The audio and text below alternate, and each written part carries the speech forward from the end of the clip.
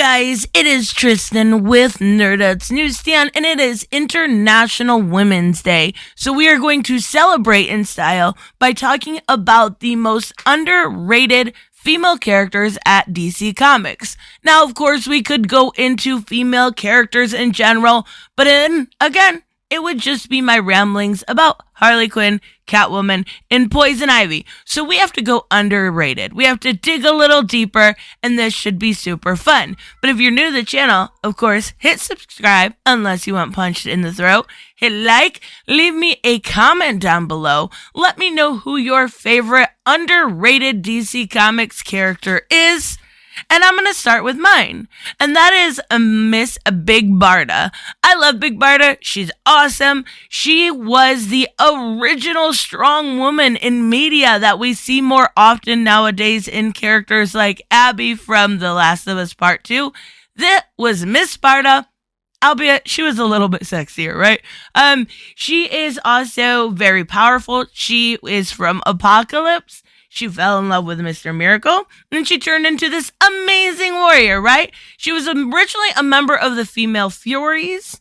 Now, they do have interactions still from time to time, but she has since joined the Justice League of America, the Birds of Prey. She left Apocalypse. She's had an amazing run. If you've ever checked out the Tom King Mr. Miracle run, one of my favorite books today, still in my top 5, probably will always be. It's very weird to see Darkseid eating some celery, but I kind of love it. I'm not going to lie. It's a great book. I love seeing her as a wife, as a mother, going through her condo and what they're going to do, and the little baby Jacob. I love it. And, you know, Batman kills kids. So let's talk about the next one I have, which is Dr. Light. I love Dr. Light. She is very smart, very brilliant. She was introduced during the Crisis of Infinite Earths. The Monitor actually bestowed the talents upon her. Her name is Dr. Kimio Hoshi. She's an astronomer. She has basically this control and ability to absorb a variety of light energy, right? She is good. Remember that because, you know, we don't want to talk about the male Dr. Light because, yeah, no. So she's been a member of the Justice League on quite a few occasions. She also has 2 kids. She is a single mom. She is a badass. She has a daughter named Amiko and a son named Yasu. And, you know, she's divorced. She's trying to do what she can. There for a while, she really stepped back. And then she started being the member of working in Japan. And then she was the Justice League International of Europe, I believe. Correct me in the comments if I am wrong.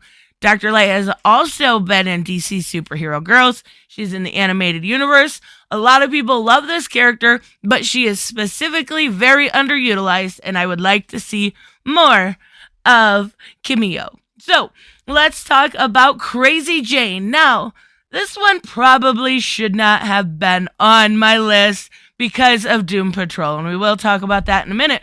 But Kate Chalice, she suffers from dissociative identity disorder, and she has different personalities, the main being Crazy Jane. She has 64 alternate personalities that all possess a different superpower. I love it. It is the most original concept in everything, you know, that we see from Grant Morrison and Richard Case, that they developed this in Doom Patrol in 1989. And they had to create 64 different personalities. Now, she has become more mainstream. I love the actress that plays her. She gets her down to a T every single time. Imagine not only creating 64 different personalities for one character, but then turning around, having it be live action, and having to play 64 personalities. And they use this train station, you know, and they actually get to show the different ones. I think it's a phenomenal character. Again, she is more utilized than the others on my list, but I wanted to make sure I said Crazy Jane. She has great personalities. You know, you gotta love the Karen personality, right? Karen's crazy, but Karen's fun. So let's talk about Artemis. Artemis is an Egyptian Amazon of the Banu Migdal, right? the alternate Amazons. She is also was known as Wonder Woman for a short time, not very long, but Artemis is awesome. She's one of my favorites. So Artemis, as far as DC Rebirth, her history has been adjusted to fit the changes of the universe, but she's still Bonnie McDowell. She is depicted basically as this ruthless, noble warrior on a mission. She was lured into a battle with Mr. Jason Todd and Bizarro, and then they ended up having a Red Hood and the Outlaws, one of the most phenomenal series that is so missed. If you have not read Red Hood and the Outlaws and you're an Artemis fan, you are missing out. They definitely teased that relationship a little bit, and every time I was like, come on, just freaking kiss. Are you going to bang already? Let's do this. But I absolutely love Artemis, and she really does set out with them to atone for her past wrongs, right? So let's talk about Cyclone. I love Cyclone. She's so cute. Cyclone is my uncle's granddaughter, who was the original Red Tornado. Another one that's underutilized, my uncle. She can use wind manipulation abilities to create these huge storms and air creations. She's worked or gone against T.O. Morrow.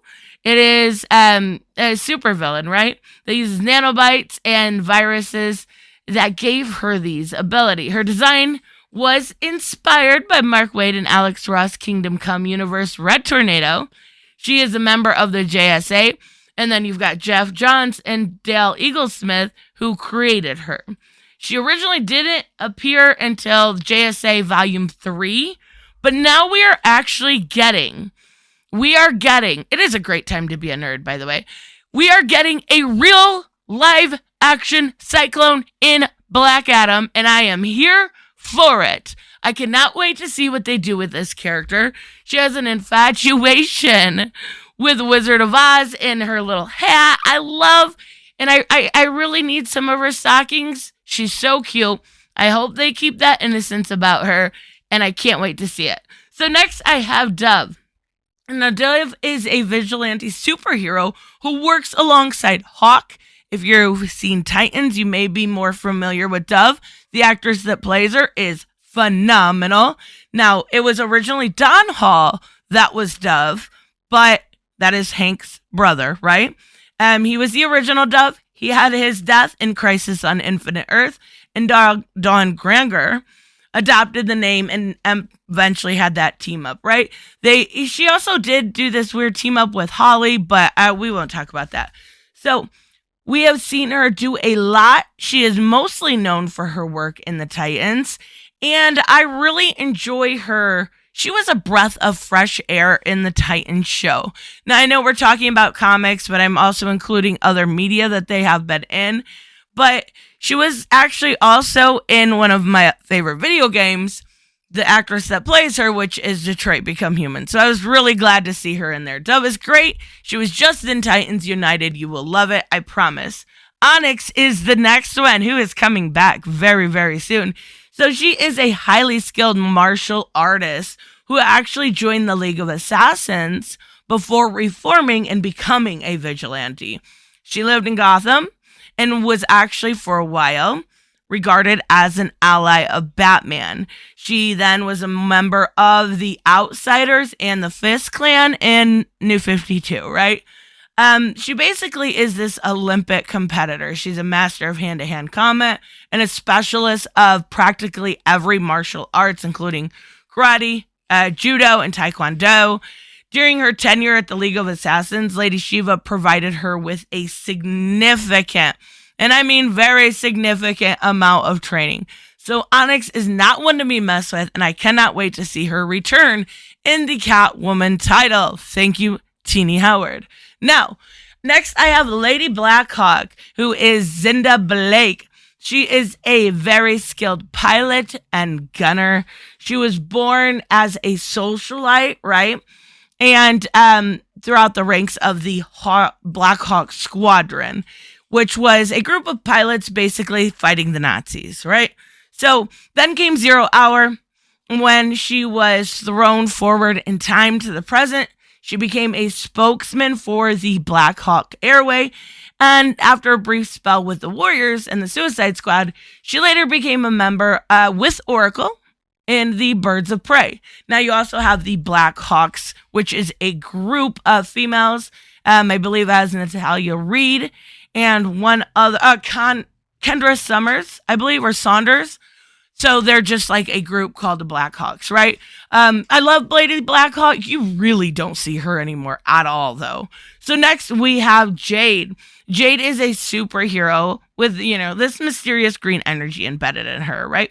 Her father was the first Green Lantern, and through his power ring, he passed on the connection to the Starheart energy to her, giving her a physical link to the light.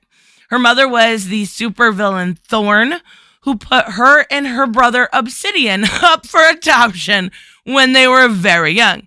Now, basically, we saw this all go on, and she had a big part in Blackest Night, Infinity Inc. She's been part of the Justice Society, the Justice League, the Green Lantern Corps, the Outsiders, the Blood Pack, the Black Lantern Corps, and I love her. We actually got her also in Stargirl. We haven't really seen her do too much, but we've seen her do enough. And we definitely will be seeing more of her in the 3rd season. So, I also have Grail. Grail is Darkseid's daughter, born to an Amazonian assassin, Marina, in the same day that Wonder Woman was born, right? So she was created with the whole new 52 revamp. Now, we actually seen her just very recently when it came to Justice League Incarnate. So it is good to see her back. I think she's going to be working with the heroes, and I am curious to see what she does, because her dad has become less of an avatar and more of a force to be reckoned with. So we'll have to wait and see. Let me know, of course, who your favorite underutilized, that's a very important word, underutilized character is at DC Comics. Female, of course, International Women's Day. And have a great day. I will see you in the next one. Bye-bye.